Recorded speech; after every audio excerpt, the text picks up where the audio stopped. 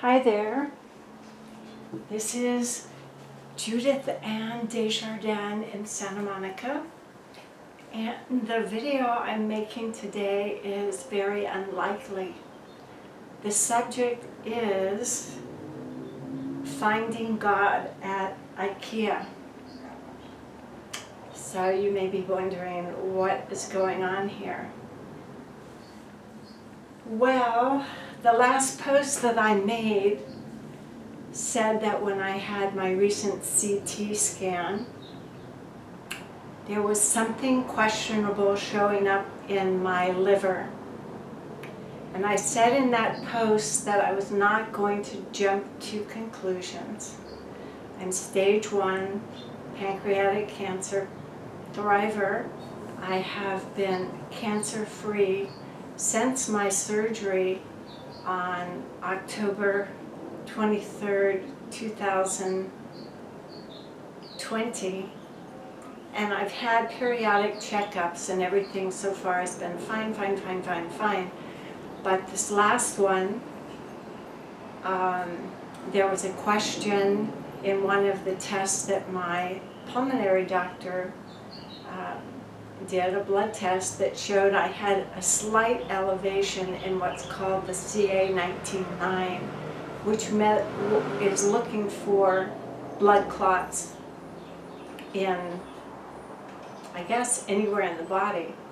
And mine this last time was slightly elevated, but still in sort of normal range, so he ordered a precautionary ultrasound on my legs to rule out deep vein thrombosis, and that one was negative. He wants to follow up with another one in 2 weeks. I said in my post that I was going to put my life in God's hands, that I belonged to Him, that I wasn't going to worry or have anxiety, etc. And that is what my mind wanted to happen. What I'm going to share in this video is sort of the tragic comedy of how that plan of mine got derailed. On 2 consecutive weekends since that post, I have had anxiety, fearing that this liver thing might be a cancer. The first weekend was sort of mild, but this last weekend I was really rocked with fear, half of the day on Saturday. And even though I haven't had any test results, the fear was building inside of me. And today it culminated in my visit with my oncologist, where he said he's optimistic that the thing in the liver is not something serious, but we won't be sure until I have 2 MRIs in my chest. In my chest and in my pelvic area. So while I was in his office, I proceeded to have a real meltdown. I started crying. I could see he was really feeling bad for me and saying, let's stay in present time. We'll get the MRIs as soon as we can, if possible. Here's my Hopi. Who knows, anytime Mama is upset or worried about something. Anyway, I came home from crying at the oncologist's office, and even though I wanted to be positive, stay in the moment, there was a side of me that was drawing all kinds of negative projections about a possible recurrence of or spread of my original cancer.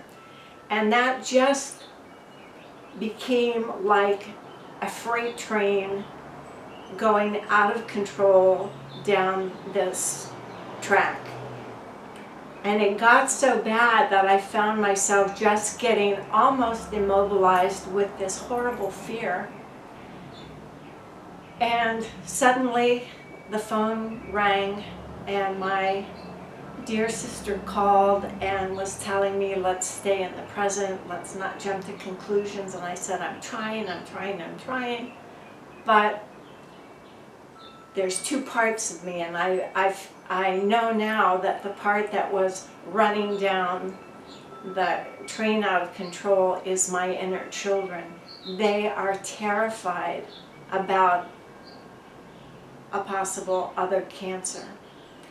And the adult part of me is trying to say, let's look at the evidence. There's no data to support that fear of the children.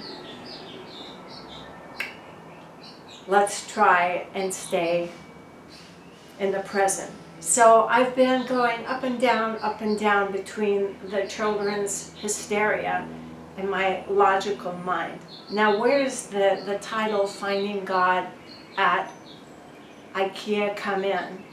Well, over the weekend, I decided to do a constructive project by my front door, which was the site of all these shoes and just kind of a total mess. And I said, I want to get it organized. My husband and I went to IKEA and picked out these, this is called these cubes, the ECAT cubes, in the color that just matches my house and my decor. And we were all hot to trot on Sunday to try to put these things together. And here's where the funniness started happening. They say very clear, at IKEA they don't have words to tell you what to do, but they give you pictures. And here was the funny part. Even though there's clearly a first step that is giving instructions, I said to my husband, I don't want to do this. I want to figure out how to do it on my own. And so I began putting, there's a total of 4 pieces. The number 1 piece, 2 side ones that slip in there, another one that will close to make the cube. Well, I went on my merry way and got all the way to trying to push the last one in, and it wouldn't go. My husband also disdained the instructions, and he was building his in his own fashion, and neither of us was able to complete the project the way we had seen it easily demonstrated on YouTube. So in the first step, they show that part number 1 has a deeper groove than the other 3 parts. Now that's very important because at some point you're having to slide this back piece inside before you can put in the 4th wall. And because we did it out of sync, we could not be successful. And so I thought about it for 2 days, and I searched a video on YouTube about constructing this unit, which is called the E-Kit. And I read this comment by one person who said, it's very important to start with this piece that has clearly, it's the only one with a number, and it says number 1, which means there is a distinct method for constructing this. The number 1 piece is the one that has this deep groove in it, which allows the back plate to slide in here for step number 4. So I deconstructed one of the partially built cubes, using my little mallet to get it out in a different direction. And I said, let me try this again and pay close attention. When I did it according to the directions, starting with piece number 1, as it's labeled, start here. Oops. There. Start with this piece, add the other pieces to the side, slide in the piece, and I was successful. It took me 2 minutes, and yesterday we spent 2.5 hours prodding this and this and this and didn't have any success. So the irony and the funniness of this story is God will allow us to go under our own will and our own mindset, even though He gives us pretty clear directions to trust in Him, and that the Spirit will come and guide us.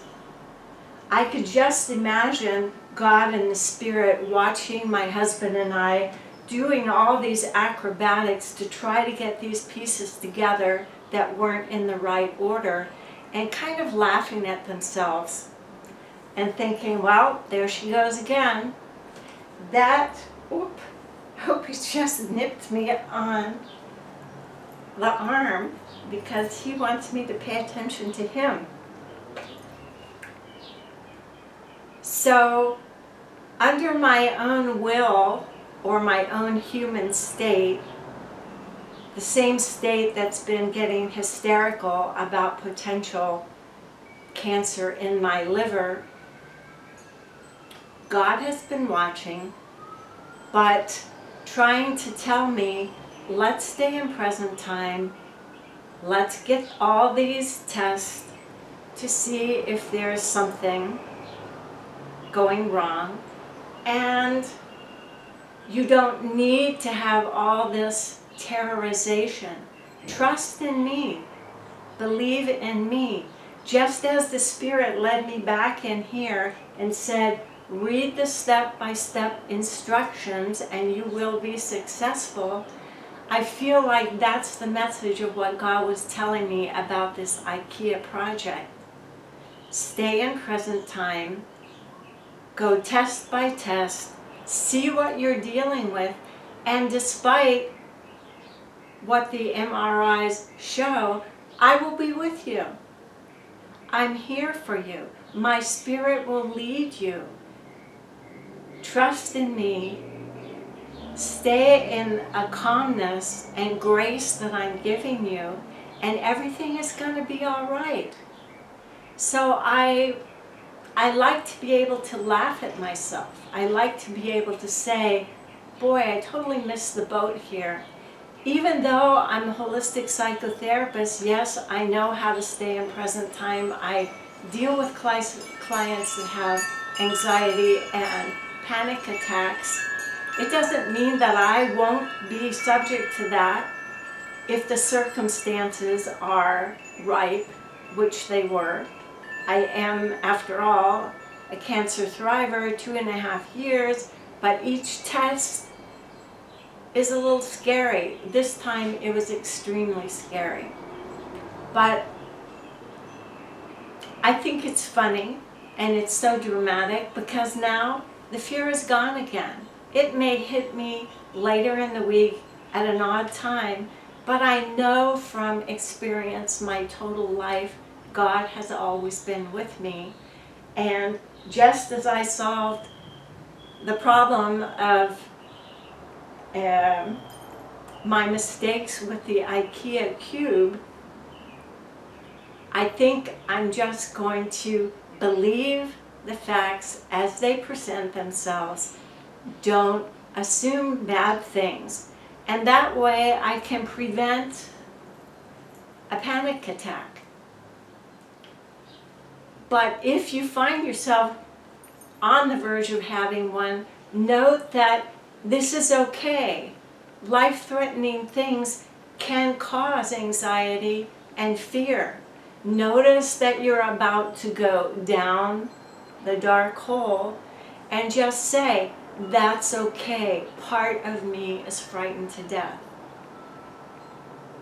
And love yourself for being that fragile and vulnerable. Let yourself cry. Talk about it with the people who love you. Let them support you and anchor you so you don't go down the free fall to depression.